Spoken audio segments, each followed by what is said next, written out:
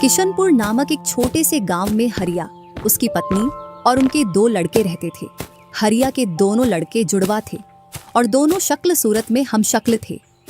जो कोई भी व्यक्ति उनको देखता तो वो पहचान नहीं पाता कौन रामू कौन राजू है इन दोनों में से। एक शाम हरिया अपनी पत्नी से बोलता है, अब तो बुढ़ापा आ गया और अब पहले जैसे हाथ पैर भी नहीं चलते। हाँ, अब आपकी और मेरी उम्र हो गई है। अब मुझसे भी घर का काम नहीं होता। क्यों ना रामू और राजू के लिए सुंदर लड़कियां देखकर उनकी शादी कर दी जाए। हाँ भाग्यवान, तू बोल तो सही रही है, लेकिन मुझे रामू की फिक्र है क्योंकि उसे काम में आलस आता है और वह कैसे अपना गुजारा कर पाएगा। बातें करते करते दोनों सो जाते हैं।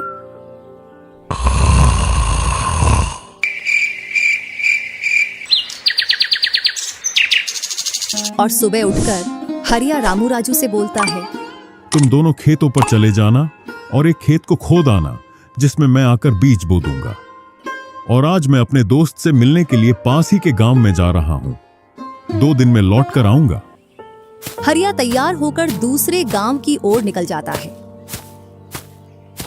और रामू राजू भी खेतों की ओर चल देते हैं। दोनों खेतों में जाकर काम करने लग जाते हैं। रामू ठहरा कामचोर। वह थोड़ी देर काम करने के बाद एक पेड़ की छांव में जाकर लेट जाता है। इधर राजू को सुबह से शाम हो जाती है और वह आधा खेत खोद देता है।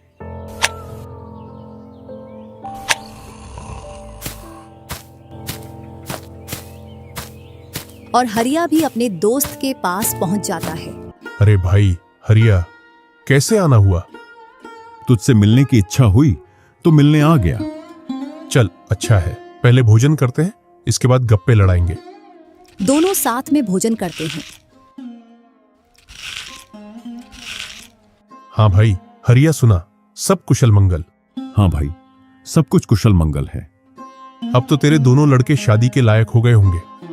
हाँ, दोनों शादी के लायक हो गए हैं और खासकर मैं तेरे पास इसीलिए आया हूं कि कहीं दोनों लड़कों के लिए लड़कियां देख आऊं। वैसे अपनी भी 2 बेटी हैं और दोनों खूब होशियार और चंचल है। अब दोनों की भी उम्र शादी के लायक हो गई है। अगर तुझे कोई एतराज ना हो तो क्यों ना इस दोस्ती को रिश्तेदारी में बदल दी जाए। इतना सुन हरिया बड़ा खुश होता है। जब वह दोनों लड़कियों को देखता है तो दोनों बहुत ही सुंदर थीं।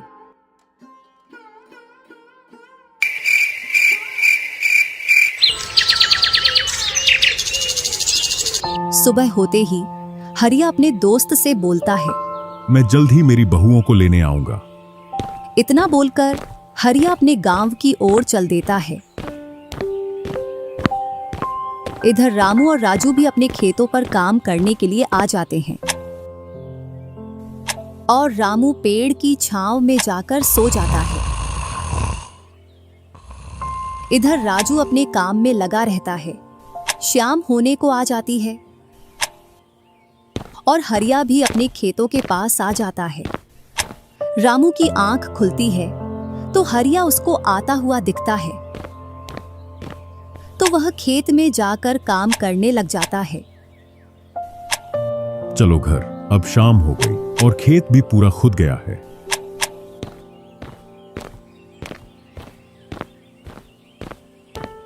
तीनों साथ में घर पहुंच जाते हैं। हरिया अपनी पत्नी और दोनों लड़कों को बताता है कि वह इन दोनों की सगाई पक्की कराया हूं।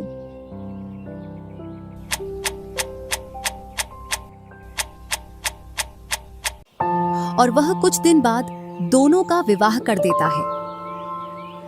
ऐसे ही कुछ वर्ष निकल जाते हैं।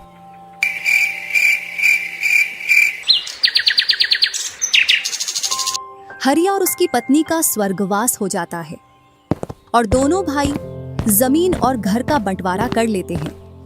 रामू अपने आलसी पने की वजह से खेतों में काम करने नहीं जाता और दिन भर घर में ही पड़ा रहता। इधर राजू अपने खेतों में दिन रात मेहनत करता है, जिससे रामू और राजू की फसलों में अंतर स्पष्ट दिखाई देता है। एक दिन रामू राजू से बोलता है, तूने अच्छा खेत रख लिया और मुझे यह खराब खेत दे दिया। जिससे तेरी फसल अच्छी हो रही है और मेरी फसल कमजोर। कोई ना, अगली फसल पर खेत बदल लेंगे।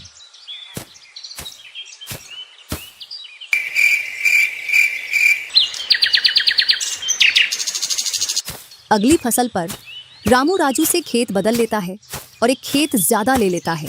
फिर भी राजू खुशी खुशी उसे खेत दे देता है। राजू के हिस्से में जो खेत थे उनमें फिर से वह दिन रात मेहनत करता। इधर रामू कभी काम करता तो कभी काम नहीं करता। रामू के पास बीज खरीदने के भी पैसे नहीं थे, तो वह पैसे लेने के लिए जमींदार के यहाँ चला जाता। जमींदार जी, कुछ पैसे उधार चाहिए थे, जिससे मैं अपने खेतों के लिए बीज ले आता और फसल आने पर मैं आपको पैसे लौटा देता। क्यों नहीं भैया, लेकिन आपको 2% ब्याज देना पड़ेगा। जी जमींदार जी, मैं ब्याज दे दूंगा। जमींदार रामू को पैसे दे देता है और रामू उनसे कुछ बीज लाकर अपने खेतों में बो देता है।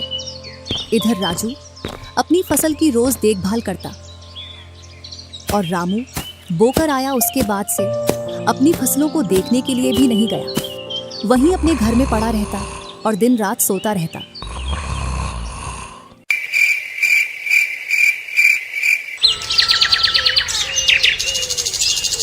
एक दिन जब फसल पकने का समय आया तो वह अपनी फसल देखने के लिए खेतों पर गया और फसल देखकर बोला, अरे इतनी कमजोर फसल! मैंने खेत बदल लिया, फिर भी लगता है मेरी ही किस्मत खराब है। जो भी जमीन में लेता हूँ उसमें अच्छी फसल होती ही नहीं है। ऐसे कहते हुए वह अपने घर आ जाता है और अपनी पत्नी से बोलता है, राजू की फसल तो अच्छी है, बस हमारी फसल ही कमजोर है। ऐसा कैसे हो सकता है? ऐसा तो होगा ही। दिन रात जो घर में पड़े रहते हो और खेतों में समय समय पर दवाई पानी नहीं दोगे तो फसल ऐसी कमजोर रहेगी। फिर बोलते हो किस्मत खराब है। किस्मत नहीं, मेहनत करनी पड़ती है। चल चल, मेरे को मत सिखा। अगर किस्मत ना हो तो कुछ भी नहीं होता। अगर मेहनत से कोई बड़ा बनता तो सबसे पहले गधा बड़ा बनता, क्योंकि उसके बराबर कोई मेहनत नहीं करता। और जो मजा जिंदगी में सोने में है वह मजा और किसी चीज में नहीं। बस इनको तो सुला दो, सोने के अलावा और कोई काम ही नहीं है।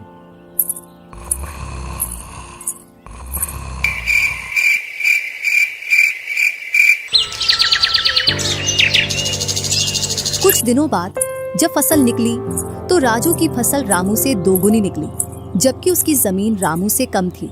रामू फसल को देखकर बोलता है, इस फसल को बेच कर आऊं या खाने के लिए रखूं?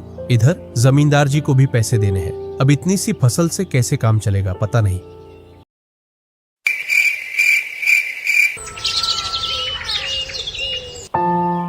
एक दोपहर रामू सो रहा था, तभी उसका गेट किसी ने खटखटाया। पता नहीं कौन भरी दोपहर में नींद खराब करने के लिए आ गया। जैसे ही वह गेट खोलता है तो सामने जमींदार खड़ा दिखता है। क्या यह रामू का घर है? रामू ने सोचा, क्यों ना मैं इसे राजू के घर पहुंचा दूं। यह मुझे पहचान भी नहीं पाया। मैं तो राजू हूँ, वह वाला घर है रामू का। जमींदार सामने वाले घर पर जाकर गेट को खटखटाने लगता है। राजू गेट खोलता है और बोलता है, क्यों भाई, इतनी तेज गेट को क्यों खटखटा रहे हो? मैंने आपके रुपए लेकर खा लिए क्या? हाँ भैया रामू, तुमने मेरे जो पैसे लिए थे उन्हीं को लेने के लिए आया हूँ। तुमने बोला था फसल आने पर पैसा लौटा देंगे, जो तुमने अभी तक नहीं लौटाया। क्या जमींदार जी, आप भी दोपहर में नशा करके आ गए? मैंने कब आपसे पैसे उधार लिए? क्या तुम ही रामू हो?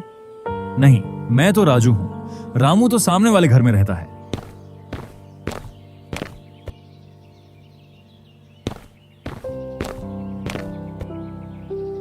भरी दोपहरी में जमींदार का सर चकरा जाता है और वह अपने घर चला आता है और घर पहुंचकर मुनीम से बोलता है, ऐसा लगता है मुझे कि जो पैसे रामू के दिए थे वह पैसे अब लौट कर नहीं आने वाले। क्यों, ऐसा क्या हुआ जो पैसे वापस नहीं आ रहे हैं?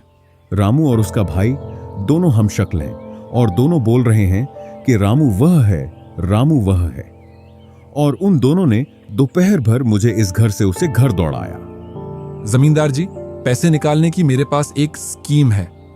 बोलो कौन सी स्कीम है? मुनीम जमींदार जी के कान में पूरी स्कीम बताता है।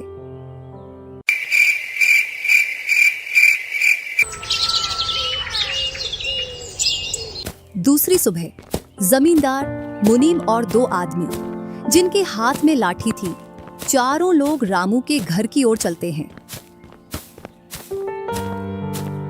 जैसे ही रामू के घर के पास पहुंचते हैं तो जमींदार और दोनों लोग थोड़ी दूर रुक जाते हैं। अरे रामू भैया, बाहर निकलो, मैं पास ही के गांव से आया हूं।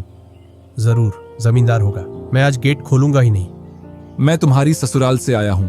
तुम्हारे ससुर साहब ने तुम्हारे लिए कुछ रुपए और कुछ आभूषण भेजे हैं, क्योंकि बुढ़ापे की वजह से उनसे यहां तक आने की नहीं बन पा रही थी, इस वजह से उन्होंने मुझे भेजा है। इतना सुन रामू के मन में लालच आ जाता है और वे फटाक से गेट खोल देता है। कहाँ है पैसे और धन? क्या तुम्हारा ही नाम रामू है? हाँ, मेरा ही नाम रामू है। कहाँ है धन? यही पास में रखा है, चलो दोनों उठा लाते हैं। वह मुनीम के साथ चल देता। थोड़ी दूर चलने के बाद मुनीम जमींदार जी को बुला लेता है। जमींदार और दोनों लोग रामू के पास आ जाते हैं। लाओ मेरे पैसे लौटाओ, ब्याज समेत। मैंने आपसे पैसे नहीं लिए। ये ऐसे नहीं मानेगा। अब तुम दोनों के हवाले करता हूं, तुम चाहे जैसे इससे पैसे निकालो। और दोनों आदमी रामू को लठ से मारते हैं। रामू चिल्लाता हुआ, अरे भाई रुको, अरे भाई रुको, मत मारो, अरे भाई रुको, मत मारो। इधर वह दोनों रामू में दे लठ लठ बरसा रहे थे। तभी राजू गेट खोलकर देखता है तो रामू पर कुछ लोग लठ से वार कर रहे थे। तो वह दौड़कर उनके पास आता है और बोलता है, अरे भाई रुको। इस रामू ने आज से 5 महीने पहले मुझसे पैसे लिए थे। जब लौटाने की बारी आई तो बहाने कर रहा था। कितने पैसे हैं? 2000। रुको मैं लाता हूं।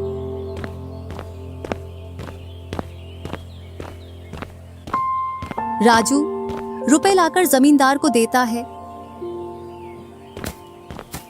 और जमींदार और उसके साथी वहां से चले जाते हैं। इधर रामू भी अपने घर में चला जाता है और राजू भी।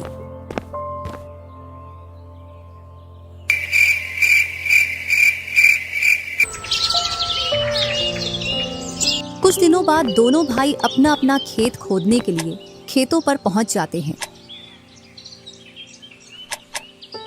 इधर खेत खोदते खोदते राजू दौड़ते हुए रामू के पास आता है और बोलता है, देखो मुझे खेत में क्या मिला है। राजू के हाथ में हीरा देखकर रामू के मन में लालच आ जाता है और वह मन ही मन सोचता है, इसके खेत में तो और भी हीरा हो सकते हैं। क्यों ना मैं इसको मेरा वाला खेत दे दूं और इसका खेत में रख लूं, जिससे मेरे पास भी बहुत सारे हीरे हो जाएंगे। मैं क्या बोल रहा था, क्यों ना तू मेरे वाले खेत पर फसल कर ले और मैं तेरे वाले पर। इतने दिनों से तू कम जगह पर कर रहा था। और रामू राजू वाले हिस्से को खोदने लग जाता है।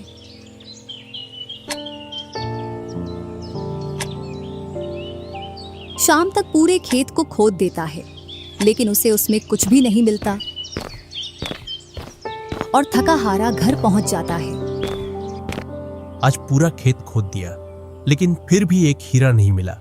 जबकि राजू ने खेत का एक कोना खोदा था, उसमें ही उसे एक हीरा मिल गया।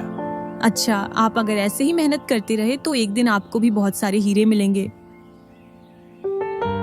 बातों ही बातों में रामू की नींद लग जाती है।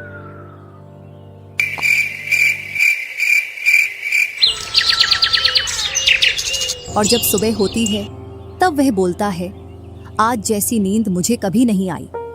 हाँ, अगर तुम ऐसे ही मेहनत करते रहे तो आपको रोज ऐसी नींद आएगी। और रामू उसे वर्ष राजू की तरह अपने खेतों में मेहनत करता है और दोनों की फसलें बराबर निकलती हैं, जिससे रामू के चेहरे पर अलग ही चमक दिखती है। एक दिन चारों लोग साथ में बैठकर खाना खा रहे थे। क्या सच में उस दिन खेत में से हीरा निकला था? हाँ भैया, निकला था ना। जो आज आपके घर में उसकी वजह से कई सारे हीरे रखे हैं। इतने में ही रामू की पत्नी बोलती है, वह तो नकली था, आपसे काम करवाने के लिए। इसी प्रकार बातें करते करते चारों लोग अपने अपने घरों में जाकर सो जाते हैं।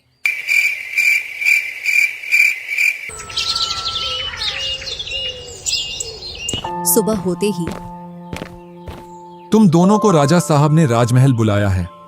वह दोनों भाई सेनापति के साथ चल देते हैं। अब पता नहीं कौन सी आपदा आ गई।